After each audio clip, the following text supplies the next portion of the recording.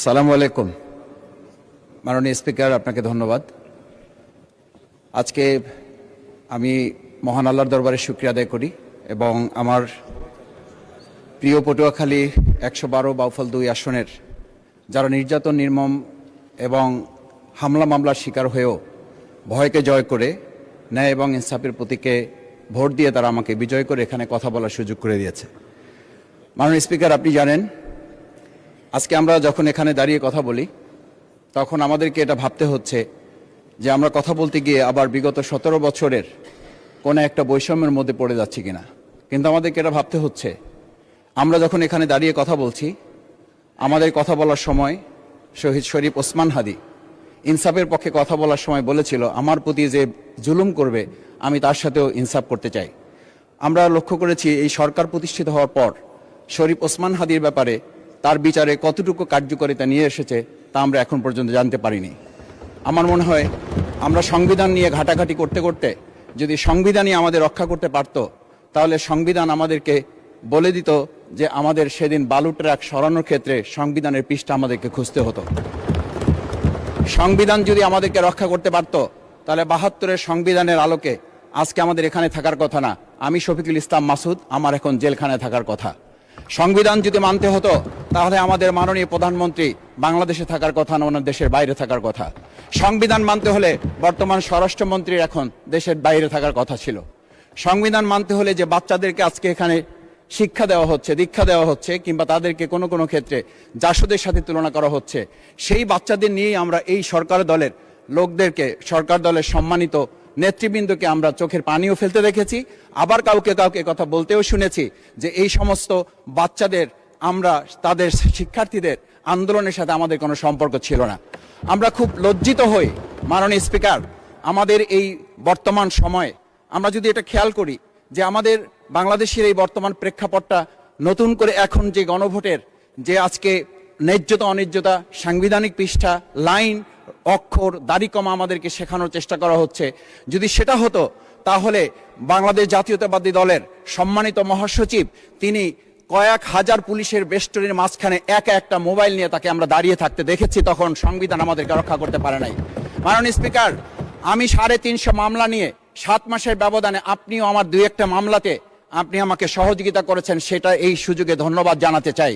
আমার ৩৫০ মামলা জামিন করতে ৭ মাস সময় লেগেছে, আমার বের হতে সময় লেগেছে ৪.৫ বছর।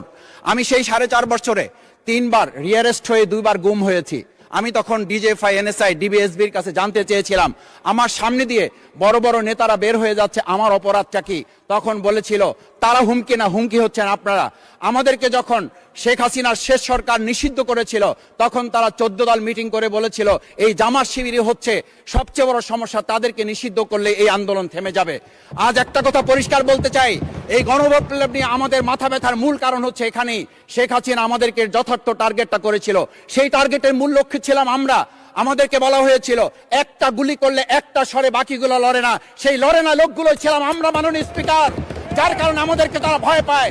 আমরা এখন বর্তমান সময় ভিডিও দেখতে পাই যেই শেখ হাসিনা বাইরে থেকে বলেছিল আমরা এই দলকে ভোট দিতে বললাম, আর সেই দল আমাদের সাথে আবার বিশ্বাসঘাতকতা করেছে। আমরা সেই শেখ হাসিনার বক্তব্য শোনার পর আমরা কাউকে আজকে এখানে বলতে শুনে নাই শেখ হাসিনার ওই বক্তব্য সঠিক নয়। এই মানুষ প্রতারিত হয়েছে, বেইমানি করা হয়েছে। আবার যদি গণভোট, জুলাই সনদ নিয়ে এই জাতির সাথে প্রতারণা করা হয়, তাহলে মূল্য দিতে হবে শুধু নয়, আবার আমাদেরকে 17 বছরের সেই জেল জুলুম, নিপীড়ন, গুম খুনের জায়গায় আমাদেরকে ফিরে যেতে হবে।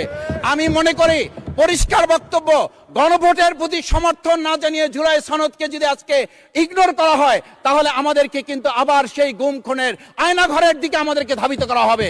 আমি মনে করি গণভোটের বিরোধিতা করার অর্থ হচ্ছে আমরা আয়নাঘরকে সমর্থন করতে চাই।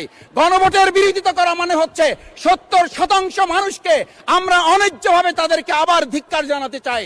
আমি এখানে স্পষ্ট বলতে চাই, আপনারা যেমন 51% সমর্থন নিয়েছেন, 70% প্রায় জনগণ কিন্তু গণবিপ্লবের, গণভোটের পক্ষে তারা রায় দিয়েছে। আপনাদের চেয়ে সেই 51%-এর তুলনায় সেই 70% প্রায় গণভোটকে যদি আপনারা ইগনোর করেন, তাহলে আমি বলবো আমার বাউফল, আমার পটুয়াখালী শুধু নয়, গোটা বাংলাদেশ আবার জেগে উঠে এই গণভোটকে তারা কার্যকর করতে। স্পিকার, আমি পরিষ্কার এই কথাটা এই জন্য বলছি, আজকে সংবিধানের লাইন ধরে ধরে যদি আমাদেরকে এই কথা জানতে হতো, তাহলে আমাদের নেতৃবৃন্দকে ফাঁসির মঞ্চে যেতে হতো না। আমার মতো ছোট মানুষের কাছে সে সময় ডিজে বাড়ির কাছে প্রস্তাব এসেছিল, আপনারা কি চান, মন্ত্রিত্ব চান, দেশ পরিচালনা চান, সবকিছু দেওয়া হবে, শুধু শেখ হাসিনার নীতিতে আপনারা আসেন। সেই নীতি তো ছিল ৭২-এর সংবিধান, সেই নীতি নিয়ে আজকে কেন এখানে এত কথা বলা হচ্ছে? আমরা পরিষ্কার জানি, আমরা যদি সেই ৭২-এর সংবিধানকে ভালোবাসি, তাহলে এখানকার নেতৃবৃন্দ এবং মরহুমা বেগম খালেদা জিয়া নিজে বলেছিল, আমরা সুযোগ পেলে এই সংবিধানকে আমরা ছুঁড়ে ফেলে দেব। সেই সংবিধানের প্রতি আজকে বর্তমান সরকারি দলের কেন এত প্রেম জাগ্রত হয়েছে, এটা বাংলাদেশের মানুষের জানার অধিকার আছে।